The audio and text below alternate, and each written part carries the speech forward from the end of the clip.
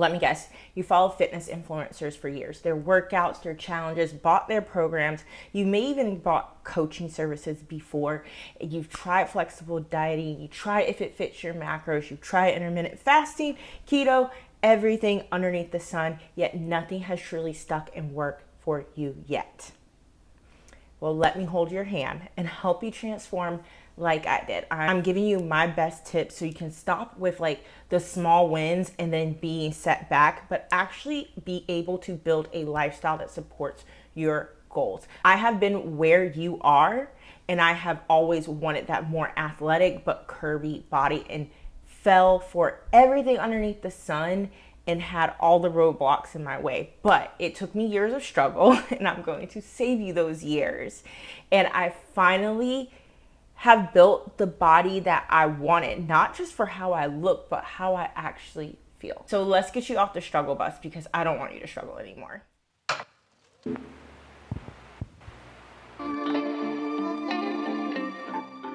Hello, if you're new to my channel, my name is Anissa. I'm a certified personal trainer and a natural body builder. So I love fitness. It has become the lifestyle that I always wanted.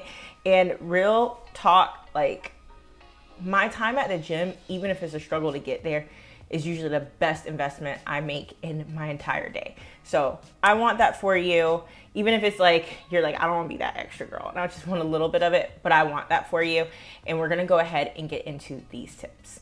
My first biggest tip is like, finally set a realistic goal. You cannot have the goal of looking like another person. You can be inspired by other people, but really just get in tune with your body and set a realistic goal for yourself. So like, for example, my realistic goal was recompositioning my body within like a year. I was not trying to go for these like 3 weeks or the FUPA challenges that say, oh, you're gonna get abs in 2 weeks. No. But I went ahead and set that big broad goal. Now the second part of this is setting the mini goals. Those will be like the phases. And really, if you've heard of habit stacking, I like to put this as goal stacking. So you can start off with one goal, and you'll stack another goal that's gonna complement it, and you keep building, and ultimately all those mini goals, all those phases are going to get you to your main goal. So back to my example, recompositioning my body within 6 to 12 months. That will be like going through a true fat loss phase. Then it will be progressing into truly building muscle, drinking a gallon of water a day, increasing my cardio. All those little steps that I do didn't just happen at once. I had to stack them, and I started having the small wins where I was like, okay, cool. Like I can drink, a good amount of water and maintain that. Awesome. I can do my cardio and start increasing the amount of cardio that I do. I literally started with like 7 minutes of cardio, you guys. 7 minutes after working out. Or my meal plans. Like I went from having to rely on a meal prep service to really understanding how to make really tasty meal prep for myself, and that aligned to my goals. So let's start with your big goal. Think about all the little steps that it's going to take, and take those little steps and make them your mini goals. I'm gonna say there's just so much passion, because this gets me really heated and fired up. Even my husband will be like, girl, you okay? But you all need to follow step 2 to the T. Get a plan, and a plan that you can follow. Stop following random programs. Stop changing up the workout every time you go to the gym, which is already sporadic. Stop following gimmick challenges like FUPA challenges, standing ab challenge. Stop it. Just stop it. Let it go. You're not going to get those abs in 2 weeks. I never did. And this was something that messed up my own fitness journey for years. I think like challenges, like right now I put one of just doing more cardio each day and making sure you're moving your body. Those are very like, to me, beneficial. But the ones that promise you that you're about to look a whole different human in 2 weeks, that science doesn't science, that math does not math. Sometimes you just need the simple plan. It's one that you're going to actually be able to stick to. It's going to set up a great foundation, and you'll actually be able to progress and advance it towards your goals. And especially when you're busy, honey, I work. You probably work too. We're working already 40 hours. We don't need an extra 20 in the gym. I also got more results way faster with sticking to traditional lifting, and I did have a plan that was personalized for me by a trainer. Now, yes, I will be the queen of adding little modifications, a little spice here and there. Maybe I'm adding a little extra twist to a Bulgarian split squat, but I'm doing the same like lunges, squats, deadlifts, leg presses, time and time again, day after other day, because I'm not training legs every day, week after week, month after month, and progressing. This leads me to tip number 3. Follow the plan, not your feelings. Say it with me, because I have to say this to myself all the time. Follow the plan and not your feelings. You have to have some patience and be consistent.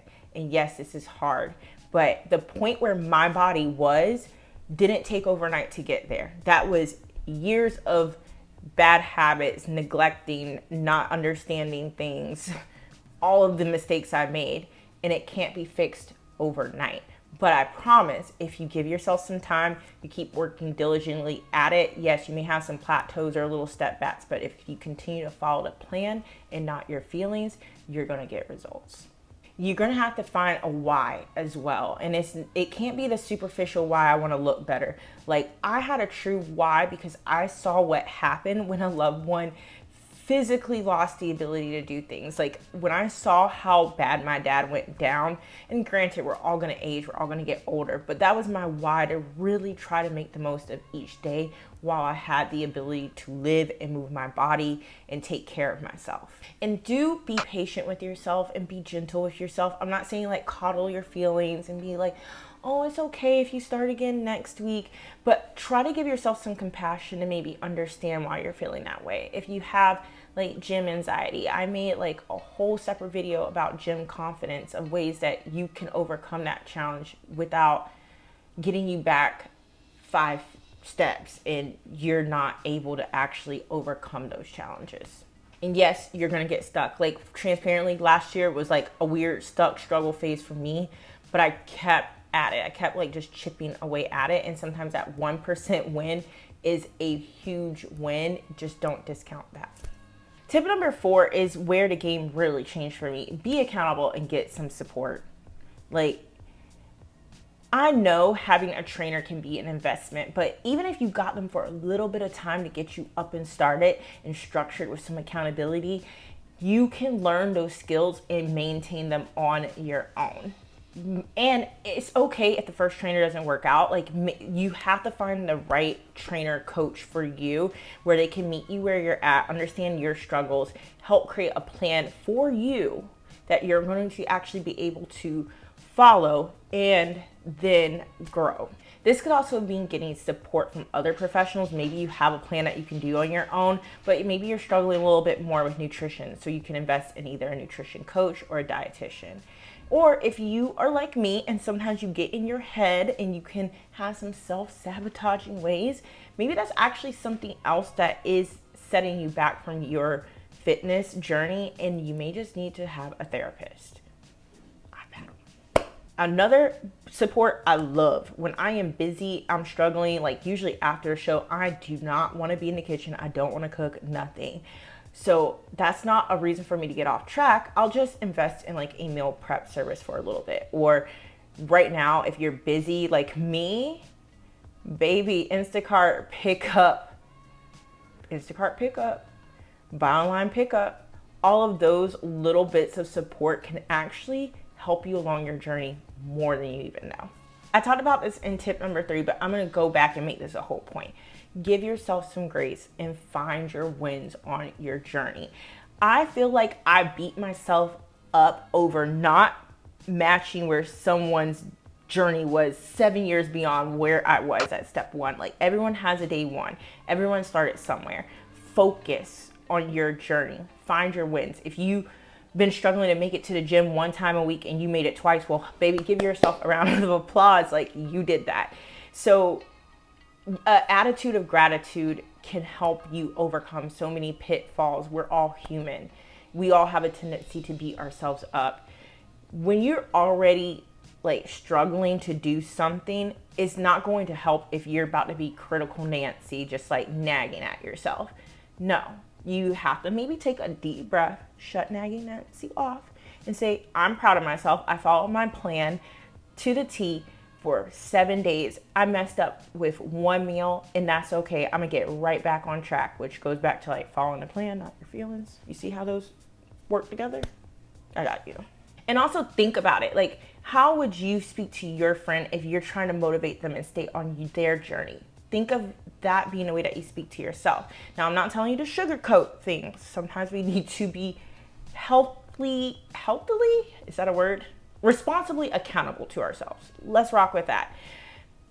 And speak to ourselves with respect, not like beating ourselves up, but also being truth tellers. If you keep having the same excuse of why you can't do something, you have to let them be like, hey, I see this as a constant struggle. Why are we struggling? And then you can say, oh, maybe it's the time of day I choose to work out, versus, oh my gosh, here you go again. You can't make it to the gym. There's another excuse. You see the difference? You see the difference? I also love to celebrate like my non-scale wins. That helped me so much on my journey. It was like how my clothes fit on me, having better posture, being able to carry like my groceries without feeling like I was carrying the weight of the world. Like those wins, those are great ones to celebrate, because it isn't all about what the scale says. The scale will fluctuate. It will change. How are you feeling? How are you like showing up better? Celebrate those things. Now that you made it through all these 5 tips, I want to know what is going to be the first win that you celebrate. Is it going to be getting that plan? Is it going to be getting the support that you may need for your journey? What is it? Drop it down in the comments below. Don't be shy, because I want to cheer you on. And if you've made it this far, drop a butterfly emoji, because butterflies are all about transformation, and we're going to transform. I hope this helped you. There's some other videos on my channel that I'm sure can help you along your journey. So I'm gonna throw those up on the screen so you don't have to say goodbye to me, but I do have to go to the gym, and I'll see you in that other video.